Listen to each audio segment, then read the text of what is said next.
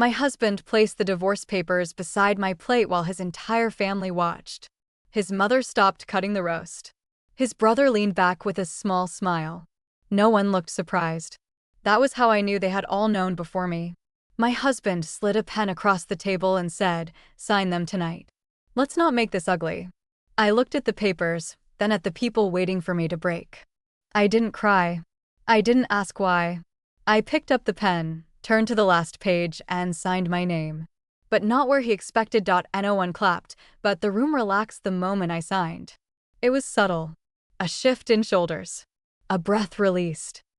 My husband took the papers like a server clearing a plate, neat and efficient, as if the decision had already been made long before I sat down. His mother nodded once, satisfied.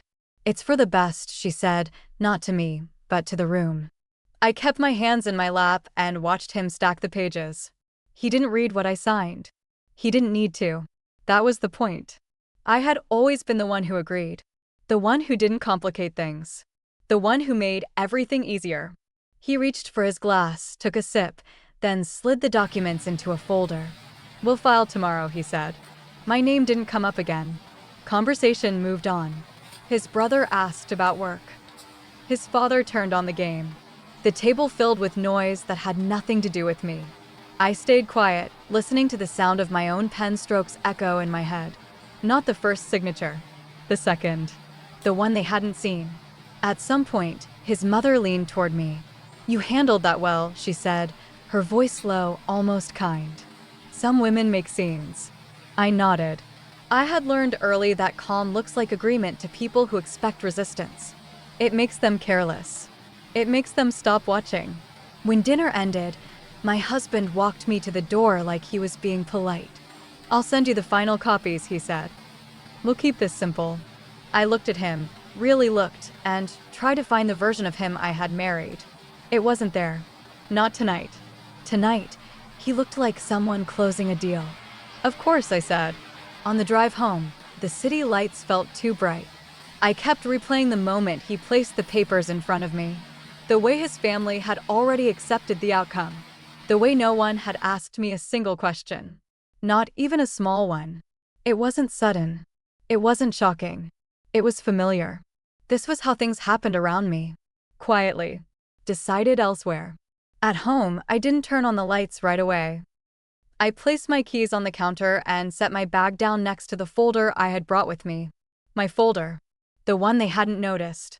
The one that held a second set of documents I had printed that afternoon after a call that didn't feel routine. I opened it slowly and laid the pages on the table, aligning the edges out of habit. The top page was not his divorce agreement. It was an addendum. Clean. Legal. Filed with a date and a timestamp that came before dinner. Terms that shifted ownership. Clauses that redirected accounts. Signatures required on the same line he had asked me to sign.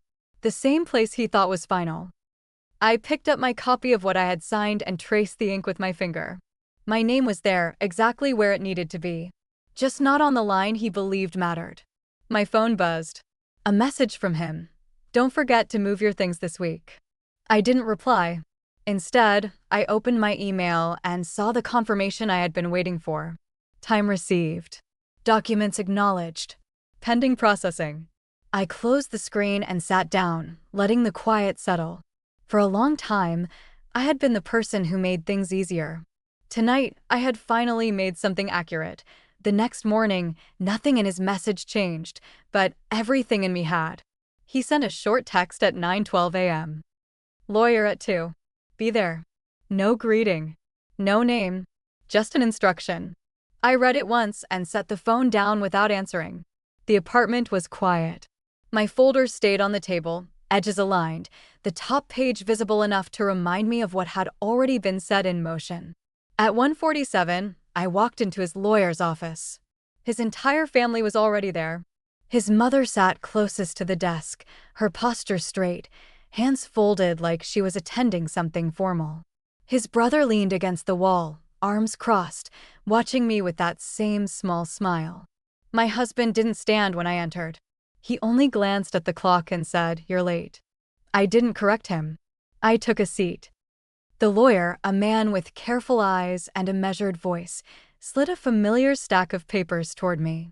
"We're finalizing the dissolution today," he said. "You've both signed. We'll just confirm and proceed." My husband nodded. "Let's keep it clean." I watched the lawyer's hands as he opened the folder. He expected to see the same pages he had prepared, the same signatures he had reviewed the night before. He didn't rush. He never would. That was why I had chosen him. He turned the first page, then the second. His movement slowed by a fraction. A small thing, but I noticed. He adjusted the stack, aligning it again, then flipped to the last page. His eyes paused there longer. My husband didn't see it. His mother didn't see it. They were already leaning back, already finished in their minds. "Is there an issue?" my husband asked, a hint of impatience in his voice. The lawyer didn't answer immediately. He placed the documents flat on the desk, smoothing them with his palm. "We need to clarify something," he said. The room shifted. My husband leaned forward. "What do you mean?" The lawyer looked at me, not him. "These are not the original terms we discussed," he said carefully. "They're the signed terms," I replied. Calm. Simple. Accurate. My husband frowned, reaching for the pages. "Let me see that." He scanned quickly at first, then slower. His eyes moved back to the signature page, then to the addendum attached behind it. The color drained from his face in a way that didn't make noise but changed everything. "What is this?" he asked. His mother leaned closer. "What does it say?" He didn't answer her. He kept reading, clause by clause, line by line. The addendum had been attached in a way that looked natural, filed with the same formatting, the same structure, the same legal tone. It didn't replace his document. It reframed it. It connected to the signature he had asked for, extending its effect beyond what he believed he controlled. "You can't just add this," he said finally, his voice tighter now. "I didn't add anything after," I replied. "It was included before I signed." The lawyer nodded once, almost to himself. "The timestamp reflects that," he said. My husband looked up sharply. "This wasn't in the draft I sent." "It wasn't your draft," I said. Silence settled, not empty, but full of something heavier than confusion. His brother pushed off the wall. "What exactly are we talking about?" The lawyer spoke again, his tone still measured. "The addendum outlines asset reclassification and account ownership based on premarital contributions and documented transfers. It also includes a clause for reimbursement tied to specific accounts that have been misrepresented." My husband's jaw tightened. "Misrepresented?" The lawyer met his gaze without raising his voice. "There are discrepancies between the assets listed in your initial filing and the supporting documents attached here." His mother looked from him to me. "What is he talking about?" I didn't answer her. I didn't need to. My husband's phone buzzed on the desk. He ignored it. Then it buzzed again. And again. Finally, he picked it up, glanced at the screen, and something in his posture shifted. "Excuse me," he said, stepping into the hallway. The door closed behind him. Inside, the room stayed still. His mother turned to me. "What did you do?" I held her gaze. I signed. Not where he expected. The lawyer gathered the papers into a neat stack again. "We can proceed," he said, "but the terms will reflect what's been signed." When my husband returned, his expression had changed. Not loud, not dramatic, just aware. "What's going on?" his brother asked. My husband didn't answer him. He looked at the lawyer. "We need to pause this." "We can," the lawyer said, "but the filings have already been received." A small detail, but final. My husband's eyes moved to me then, really seeing me for the first time since the dinner table. "What did you sign?" he asked. I met his gaze. "Everything that was already there," I said. And this time, no one in the room relaxed. I didn't explain the documents to them. I didn't need to. The lawyer began outlining the details in a calm, precise voice, and that was enough. Accounts my husband had always referred to as shared were listed with original sources attached. Transfers that had been described as routine were now documented with dates that didn't match his version. Properties he had claimed were solely his showed contributions that traced back to me. Quietly. Legally. Completely.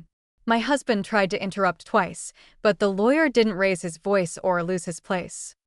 He simply continued, each sentence tightening the space in the room.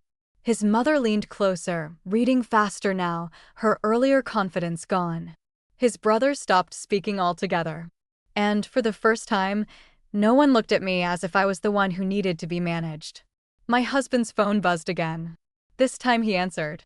He stepped into the hallway, but his voice carried just enough through the door. Short answers.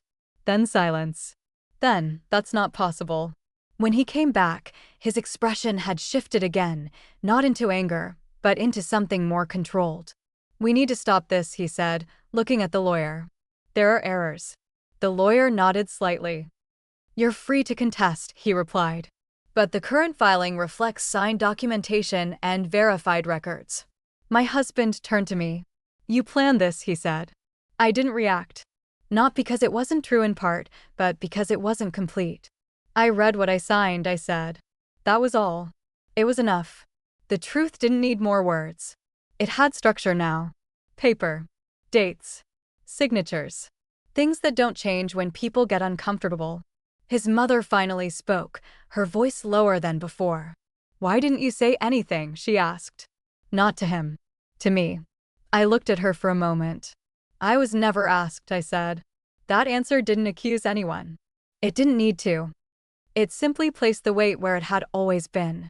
My husband pulled out a chair and sat down, slower this time. The certainty he had at dinner, the quiet control, the expectation of an easy outcome, it was gone. Not replaced by chaos. Just removed. He looked at the pages again, this time carefully. The same way I had the night before. Clause by clause. Line by line. His brother moved closer to him, reading over his shoulder, no longer relaxed. The lawyer set a separate document on the table.